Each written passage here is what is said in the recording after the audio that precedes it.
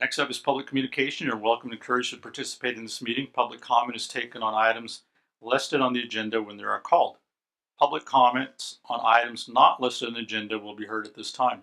Comments on controversial items may be limited, and large groups are encouraged to select a representative to express the opinion of the group.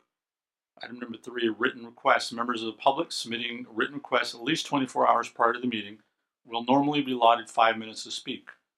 First up is we have a request from Mr. Preston Dickinson, who's with AT&T External Affairs. I'd like to introduce himself and his responsibilities to the council and the community. If you would go to the podium and state your name and address for the record, and you've got 5 minutes.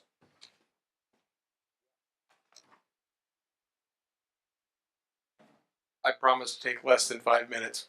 My name is Preston Dickinson. I am working as an independent contractor with AT&T doing their external affairs work for 12 counties and 27 cities in the north part of the state.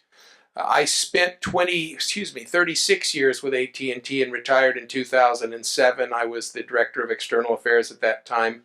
Probably around 2005, I was on the Sutter County Economic Development as one of the board of directors, and spent a lot of time in this area. I've been in Chico and Redding since 1976, and my last position is as the senior account manager for AT&T with public, local government, and education.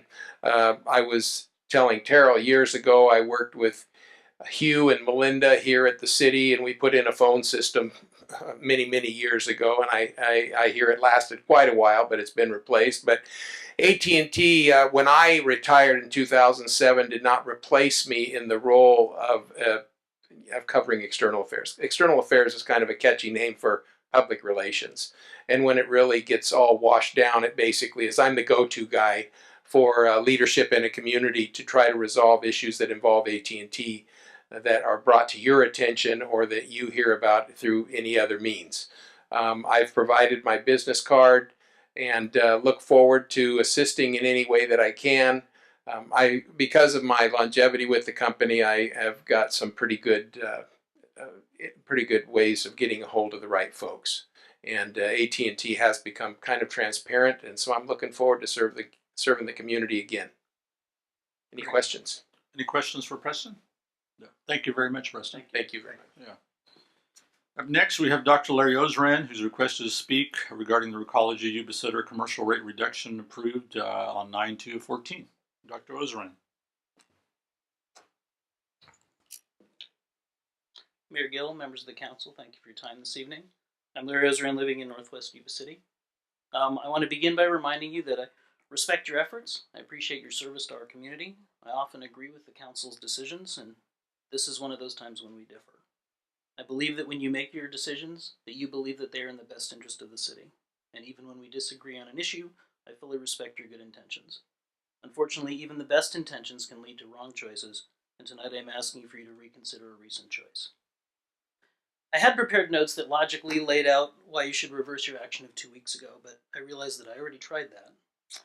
Tonight I'm going to take a different approach. I want to remind you that when you were 9 years old, you knew it was fair. You knew that when the bully on the playground took 50 cents from the weak kid because he could, that it was wrong. As an adult, before being elected, I bet you were opposed to government takings. How did you come to justify taking 50 cents from residents to give $5.50 to businesses by saying that 50 cents isn't much? If the rationalization was true, maybe you should raise residential trash rates by 50 cents. After all, it isn't much. And then you could give businesses $11. You know what? Maybe you should raise residential rates by $5. Then you could give businesses $55 a month, and it might actually make a difference. Why didn't you consider that action? I'd be willing to bet that at $5, the 9-year-old within you was able to break through and tell you it was wrong, when it couldn't break through at 50 cents. And spending $100,000 on roads. Those roads are used by everyone. More importantly, you wouldn't have to take this $100,000 from residents if you had collected the over $3 billion the council has given to builders and continues to give in impact fee reductions. That was money that went to pay a small number of individuals instead of paying for the infrastructure that we all need. Do you remember going through the difficult process of calculating the cost of building? Do you? I know some of you were involved. The $24,000 or more that should have been collected for each structure these many years was what it cost the city to build infrastructure that would invite business. Instead of collecting the fees that we need, the council took millions of infrastructure dollars and gave them to builders and continues to do so. For what? To drive growth and jobs? That's a popular and false myth. It would really help us if you could accept what the city can do and what it cannot do.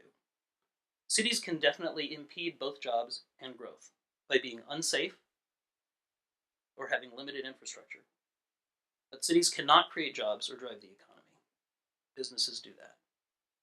Cities can only provide public safety and build infrastructure to support business.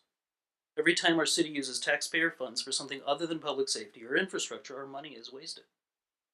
At the candidate forum last night, every candidate was for jobs and for business incentives and for impact fee reductions.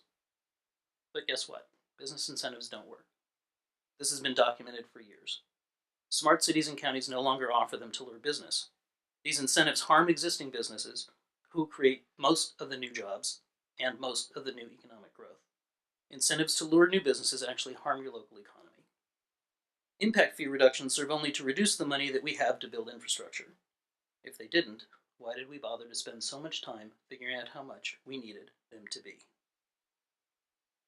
If you look at our economic growth and job growth over the last decade, what the city has been doing hasn't worked.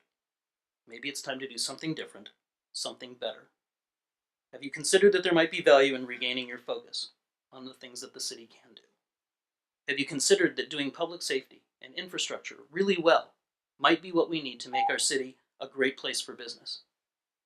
That would be different and better. Did you know that businesses like mine can't find the talent we need for high-paying, creative-class jobs, and we can't recruit well-educated employees to come here? It would be great if each of you would think about what the city has been doing all these years that hasn't worked to bring jobs or boost the economy, primarily business fee reductions in all of its various forms, and you might see value in focusing instead on what a city can do to improve itself, and we might have a better economic result. The path to prosperity, like any path, begins with a single step. Tonight I ask you to take one step down that path to a better future. Please, reconsider item 5 from 2 weeks ago, rescind your prior action, and return the recommendation of the Regional Waste Management Authority back to them for a new set of options. Options that your 9-year-old self and your former self know are fair to everyone. 50 cents, it does matter. Please act tonight. I thank you. Thank you very much, Dr. Osring.